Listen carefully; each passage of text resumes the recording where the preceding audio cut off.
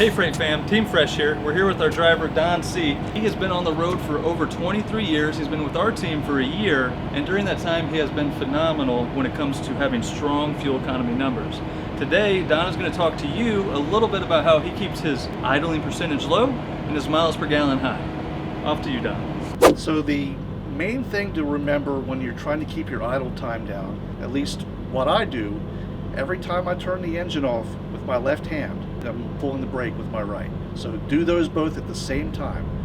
Pull your brake, turn your engine off, no matter what you're doing. Even if you're going to the back of the trailer to check your lock or check your seal, or if you are pulling up at the fuel island to get reefer fuel, turn your engine off. Do that every single day.